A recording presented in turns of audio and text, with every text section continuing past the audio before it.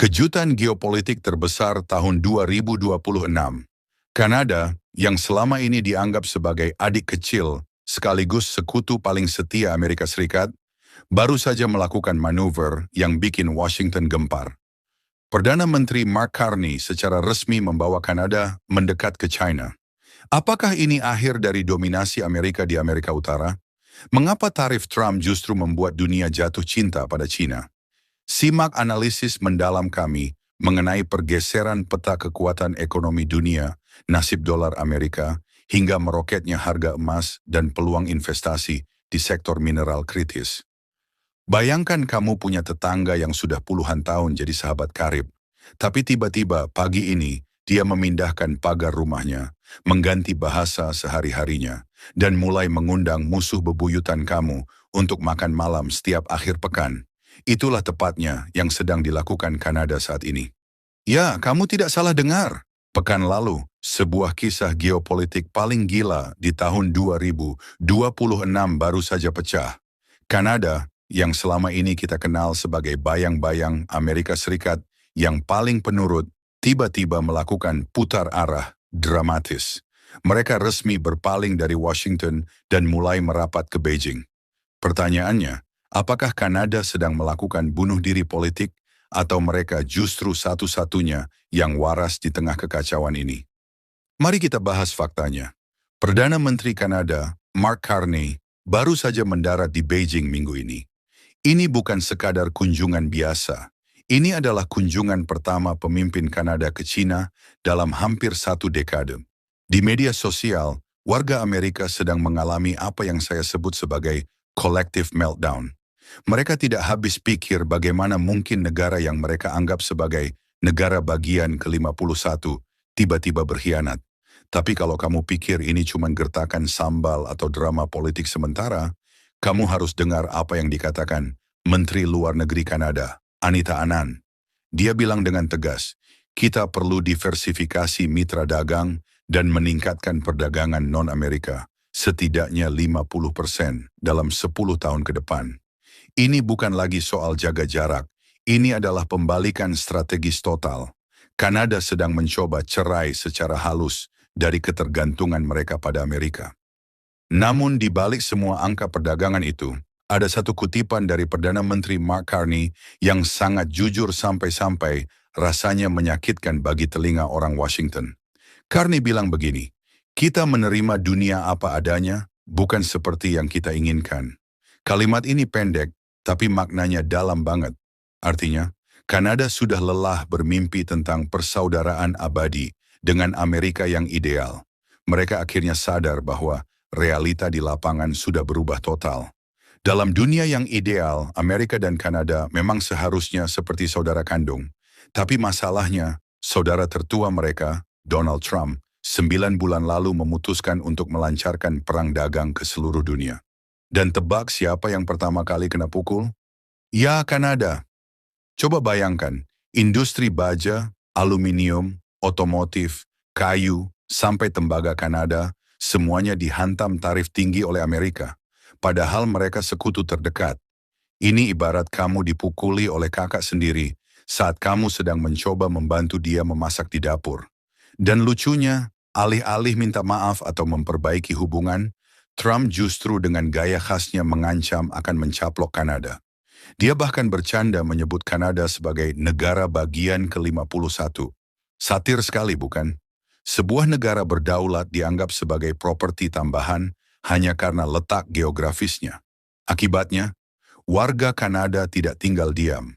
Mereka mulai memboikot perjalanan ke Amerika. Minuman keras Amerika ditarik dari rak toko di Toronto dan Vancouver, diganti dengan merek lokal. Reputasi Amerika di mata warga Kanada terjun bebas ke titik terendah dalam sejarah pada akhir tahun 2025. Dan disinilah plot twistnya semakin menarik. Ketika Amerika menjadi pasangan yang toksik dan tidak terduga, China justru muncul dengan wajah yang, anehnya, terlihat lebih stabil. Carney bahkan mengatakan sesuatu yang setahun lalu mungkin akan dianggap sebagai pengkhianatan tingkat tinggi. Dia bilang bahwa hubungan Kanada dengan China saat ini jauh lebih mudah diprediksi. Bisakah kamu bayangkan itu? Sebuah negara demokrasi, Barat menyebut rezim di Beijing lebih bisa diandalkan daripada Washington. Tapi kalau kita lihat datanya, Carney tidak salah. Trump sudah mengubah kebijakan tarif terhadap Kanada setidaknya 6 kali dalam setahun terakhir. Kadang naik, kadang turun, kadang ada pengecualian, lalu dibatalkan lagi. Tidak ada pemimpin bisnis di dunia yang bisa membuat rencana jangka panjang kalau setiap pagi mereka harus mengecek suasana hati atau emosi Presiden Amerika di media sosial. Tapi kegilaan ini tidak berhenti di Kanada. Trump rupanya sedang punya hobi baru, mengoleksi wilayah. Dalam upayanya yang ambisius, atau mungkin delusi, untuk menaklukkan Greenland, dia kembali memberlakukan tarif terhadap sekutu-sekutu Eropanya. 8 negara Eropa sekarang kena sanksi tarif, cuma gara-gara mereka tidak mau membantu Amerika mencaplok Greenland. Michael McFaul, mantan duta besar Amerika, pernah mencuitkan sesuatu yang sekarang jadi kenyataan pahit. Jika Trump terus bertindak seperti pemimpin negara imperialis yang nakal, negara-negara lain akan mulai condong ke China, yang dianggap sebagai kekuatan besar yang lebih rasional dan taat aturan. Dan voila, ramalan itu terjadi sekarang. Kanada adalah domino pertama yang jatuh secara terang-terangan. Judul berita Financial Times baru-baru ini merangkum semuanya dengan sempurna. Trump membuat dunia jatuh cinta pada China. Ini ironis kan? Strategi America First yang diusung Trump ternyata malah berakhir menjadi America Alone.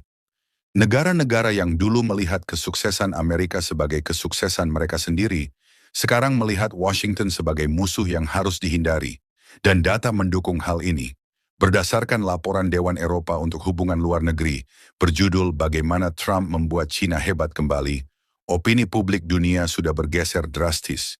Saat ditanya apakah China akan punya pengaruh lebih besar di dekade mendatang, mayoritas dunia menjawab ya. Bahkan 54% warga Amerika sendiri setuju kalau China bakal semakin kuat. Tapi yang paling bikin geleng-geleng kepala adalah statistik ini.